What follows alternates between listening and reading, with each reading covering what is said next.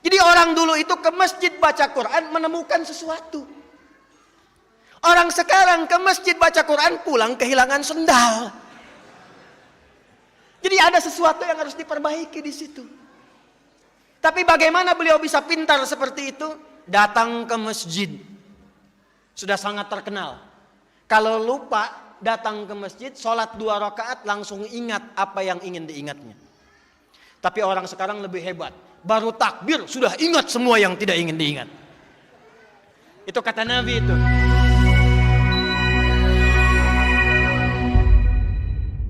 Bapak Ibu, ini masjid, tembok, keramik semua tidak akan jadi kalau tidak ada apa yang disebut dengan ilmu kimia. Ramu semennya.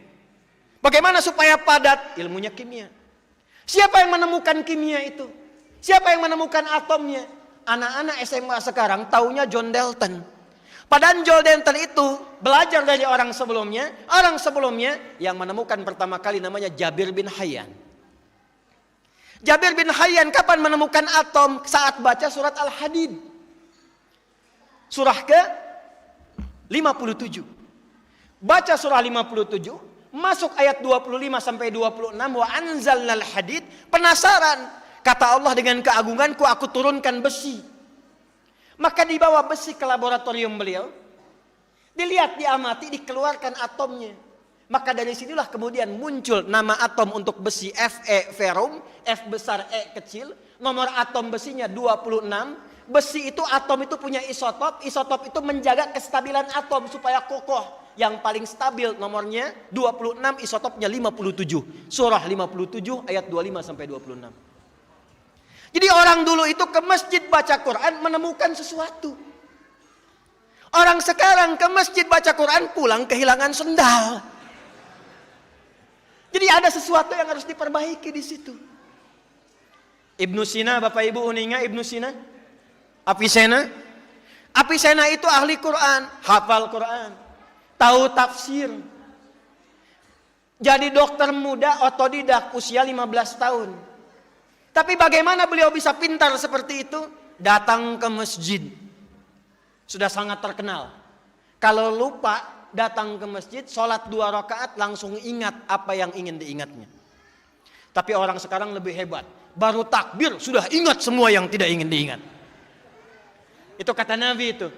Ya, kata Nabi, kalau ada orang mau sholat, nanti ada setan khusus yang akan menggoda, namanya khanzab. Hati-hati.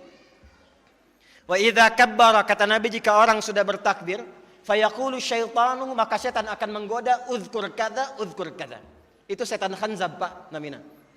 Kalau nggak percaya silahkan. Nanti begitu mau Jumatan, kita mau takbir masih fokus nih. Tapi begitu mulai takbir, Allahu Akbar. Eta sapi nu dipencit kamari ilaha bade dituangna.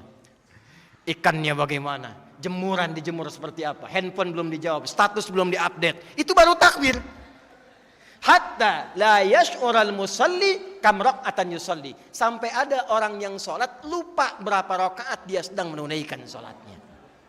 Ada yang begitu? Ada yang begitu? Tuh wajah-wajahnya banyak tuh. Jadi orang dulu itu masuk masjid dapat sesuatu. Imam Al-Bukhari kenal? Kenal di mana ibu? Hanya di Limbangan di Masjid Al-Khudari ada ibu-ibu kenal Imam Bukhari itu. Nama aslinya Muhammad. Nama aslinya siapa? Punya bapak namanya Ismail. Punya kakek namanya Ibrahim. Jadi Muhammad bin Ismail bin Ibrahim. Punya buyut namanya Al-Mughirah. Punya setelah buyut apalagi tuh Pak Asep tuh? Al-Bardizbah. Muhammad bin Ismail bin Ibrahim bin Al-Mughirah. Al-Bardizbah Al-Ju'fi, tinggal di kecamatan Ju'fa, Kabupaten Bukhara, Provinsi Khorasan, negara Uzbekistan sekarang. Kalau dulu ada orang non-Arab datang ke Arab, ingin mengenalkan, saya datang dari Bukhara, maka rumusnya tambah al di depannya, ujungnya tambahkan i. Maka beliau katakan, ana al-Bukhari. Saya bukan orang Arab, tapi saya dari Bukhara, datang ke Arab sekarang. Imam Al-Bukhari itu nulis Sahih Al-Bukhari. 97 topik. Lebih daripada 7.000 hadis. Ditulis 16 tahun. Ditulisnya di mana? Di masjid, Bu. Pak. Ditulis awalnya di Masjidil Haram. Setiap mau nulis satu hadis, sholat 2 rakaat. Sholat 2 rakaat. Selesai sholat, kalau merasakan Allah memberi taufik, tulis satu hadis. Kitab Badul Wahyi, hadisnya ini. Disempurnakan di Masjid Nabawi. Dimulai di masjid, berakhir di masjid. Tidak ada sejarahnya adik-adikku, santri, yang datang ke masjid kecuali keluar dari masjid pasti jadi orang pintar di zamannya. Imam Al-Ghazali i'tikafnya di mana? Di masjid. Al-Ghazali, Al-Kindi, Al-Farabi. Ya? Siapa lagi? Ibnu Sina. Siapa lagi? Al-Khawarizmi. Siapa lagi? Termasuk sahabat-sahabat Nabi, Ahlus Sufa, Abu Hurairah, Salman Al-Farisi, ridwanullah alaihi jami'an, Ibnu Abbas radhiyallahu ta'ala anhuma. Itu semua orang-orang jenius dan tidak banyak yang tahu Ali bin Abi Thalib pun ternyata jenius matematika.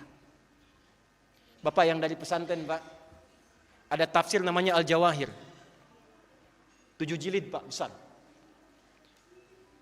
Karya Syekh Tantawi Jauhari. Buka jilid yang terakhir, itu ada bab tentang matematika Qur'ani. Salah satunya adalah bab matematika yang mengacu pada petunjuk sahabat Sayyidina Ali bin Abi Thalib radhiyallahu ta'ala anhu. Singkatnya saya mengatakan, ayo Pak Ibu, pulang dari masjid, insya Allah Masjid Khobari menjadi masjid simbol persatuan bagi daerah sekitaran kita ini.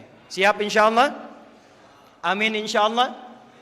Yang kedua, tidak ada orang yang masuk masjid kecuali keluar dari masjid bapak-bapaknya saleh, ibu-ibunya salihah. Siap insya Allah?